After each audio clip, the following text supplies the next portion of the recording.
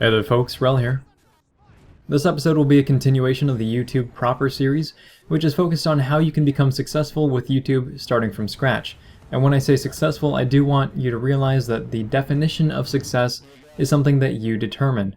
For me, it was just getting people to really care about what I had to say, and for others it might be a certain number of subscribers or making a certain amount of money.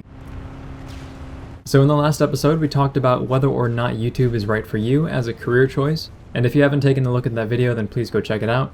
But today we're going to be talking about finding a niche and creating quality content, and I am deliberately going to say niche instead of niche because I enjoy butchering other languages about as much as I enjoy abusing my native one. So we're on the ground floor now. We've already said to ourselves, yes, YouTube is something I'm very interested in pursuing, either as a career or as a hobby. I know how much time it takes and I'm all good with that. Let's do it. The next thing we want to do is just make videos. And I think this is something that a lot of people tend to mistake. For whatever reason, many people think that they need to have a subscriber base before they can start making videos, and that's completely wrong. You make videos for your subscribers. You don't find subscribers so that you can make videos. If anything, it's extremely important to already have a bunch of videos ready to show people who do happen to stop by your channel. You want to show people just how dedicated you are to your topic. This is the same reason we don't elect random people to be government officials, or the reason we don't just let anyone be a doctor. You need to have a background, credentials, proof that you're going to follow up on the promises that you make. So just keep that in the back of your mind. Videos come before subscribers. But we obviously can't just make videos about anything and everything either. We need to have a niche, a unique selling point, a competitive advantage, whatever you want to call it. You need to have a way to set yourself apart. Ask yourself this question right now. Why would someone want to watch my videos? Or maybe more importantly, why would someone care about watching what I create or listening to what I have to say? Literally pause the video right now, pull out a piece of paper, and answer that question if you can. There are no lack of channels on practically any given topic unless you find a very barren market, which we'll talk about later. But more often, a subscriber hops on YouTube, they do a search for a weapon review, or a guide, or just some random gameplay about something they're interested in, they're going to be met with plenty of options. This is especially important now that the YouTube bubble has pretty much popped. Posting a video on YouTube is as easy as sharing something on Facebook now. It's not a strange foreign concept, it's no longer an underground movement, it's an extremely crowded and competitive place to try and make a living. So what are you going to do that will set yourself apart from the next person or the next channel? If you cannot answer this simple question, then you have a problem, and this is the first challenge that you need to overcome. As an example, let's say that I'm a new YouTuber, right? I want to make montage videos, just running around, killing things, being awesome. So that's fine. That's my goal, montage videos, running around, killing things, being awesome. Let's also say that I'm not the best player in the world. As a matter of fact, I'm pretty mediocre. Is my audience going to want to see mediocre play?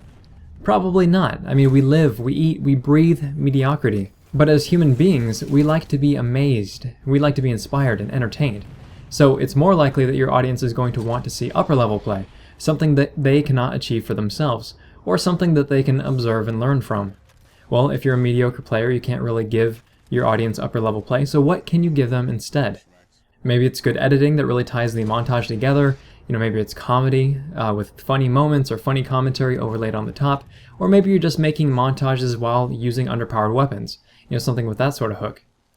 So here's a short list of things that can help you out, maybe help you find an angle that you're interested in pursuing. You have comedy, amazing editing, maybe really smart transitions or filters that set the mood. Balthazar, he does MS Paint drawings, which are absolutely terrible and awesome at the same time. So your art style.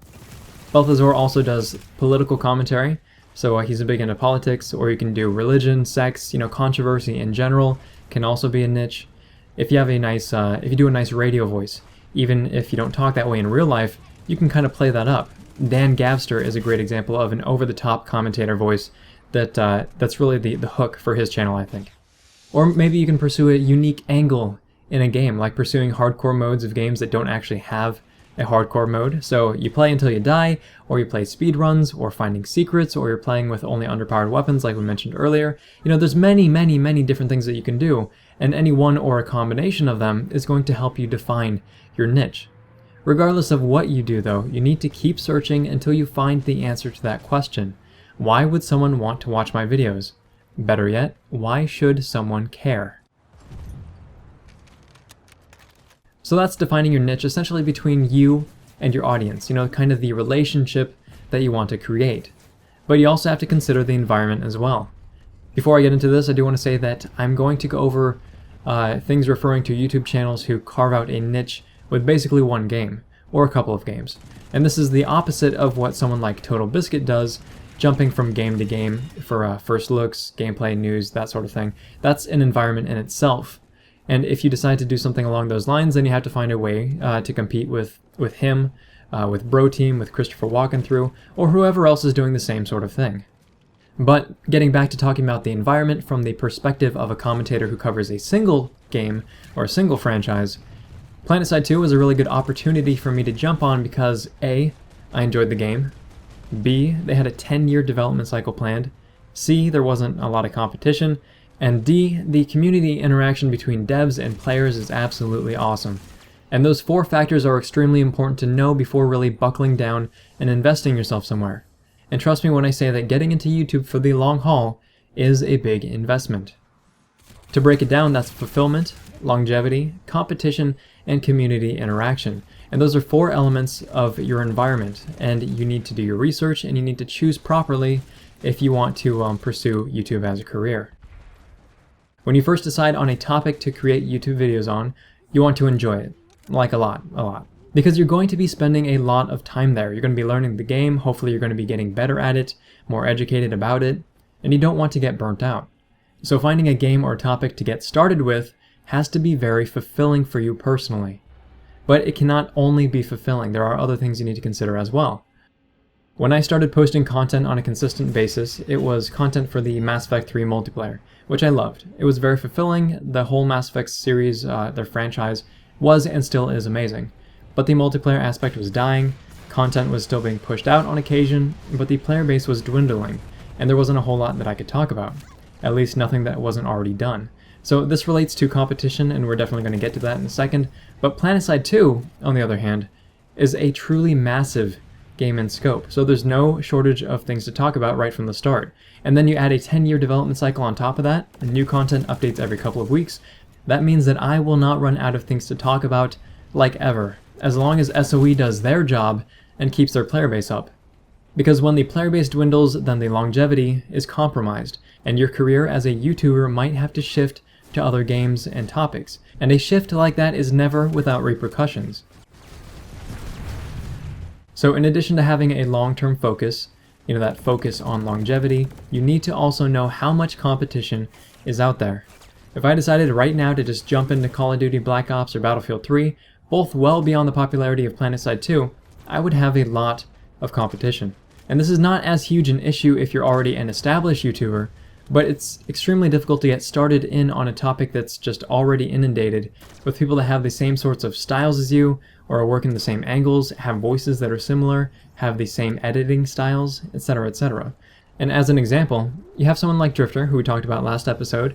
He's extremely educated, he does his research, he focuses on reviews and guides, and does philosophical commentary as well. And if any of you have been a subscriber to my channel for a long time, you'd know that we are very similar in that regard. My personal style is very, very similar to his. How hard would it be for me to jump into Black Ops and just start doing reviews and guides and whatever else? All the content has been reviewed, and in roughly the same style from Drifter. So every time I'd put out a video, you'd get a whole legion of people just downvoting my video saying that I'm copying Drifter, or that this other person did it better, or that I'm not a good player because I'm still learning the game. It would be really difficult. Unless I could do it better or do it different. And finally, community interaction is a huge one as well. And this is where I tip my metaphorical hat to SOE, because they're always supporting their community and interacting with their players, and they're making it really easy to get noticed when you do something right or something cool. But if you have a game where the developers don't really care who you are and what you have to say, then you don't get your videos posted on the official Facebook or on Twitter, and you don't get interviews with Maggie on Friday Night Ops, you don't have Higby talk shop with you on your Twitch.tv stream, the cards would be even more stacked against you than they already are to begin with. So just to summarize that whole bit again in a single sentence, create content you love and that others will love. Unless the game or community sucks, then don't. So that's finding your niche in a nutshell, and it's something that you will need in order to get a good start with YouTube from a career perspective. There are just so many YouTubers out there who are covering so many different things, and you need to find a way to set yourself apart. And this isn't just advice for YouTube, it's advice for life, really. I mean, if you're looking for a job, what can you offer your employer that the next guy cannot? Set yourself apart, be true to that, and then keep building on it. If this video has been interesting, helpful, or entertaining, please feel free to like, subscribe, and tell your friends about the channel. And if you have anything else you'd like to add, or any questions, or if you like where the series is going, just drop a comment or a video response down below. And next episode, we're actually going to be looking at quality content, how you can produce that, both from a technical standpoint and from a kind of a philosophical, I guess, standpoint. And then after that, we're going to go on to showing you how to build your first few subscribers, start building up your subscriber base. So hopefully that will answer a whole lot of the questions that have been asked. But until then, thanks very much, folks. Wrel signing off.